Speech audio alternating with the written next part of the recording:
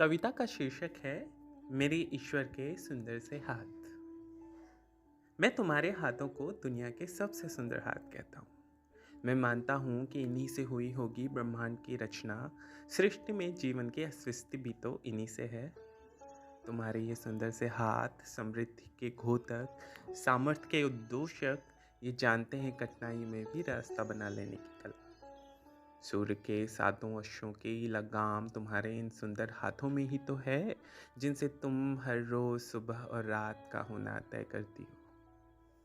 तुम धारण करती हो शिव की शक्ति को अपने दोनों सुंदर हथेलियों पर और नियंत्रित कर सकती हो धरती की गति को।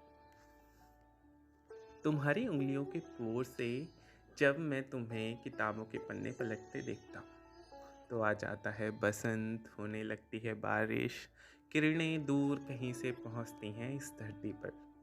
और मैं कल्पना करता हूँ उस दृश्य की जिसमें मैं तुम्हें सबसे सुंदर पाता हूँ। तुम्हारी हाथों की 10 उंगलियां प्रतिबिंबित करती हैं 10 दिशाओं को, जिनसे धरती पाती है गुरुत्व।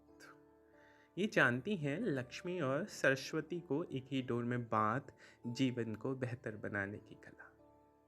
तुम्हारे सुंदर हाथ की रेखाओं से ही तो जुड़े हैं मस्तिष्क के सारे तंतु, जो बनाते हैं तुम्हें दुनिया की सबसे अलग स्त्री।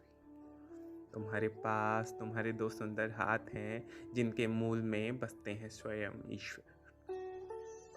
इनको जोड़कर संतुष्टि के लिए तुम करती हो प्रार्थना और कभी दे देती हो आशीर्वाद।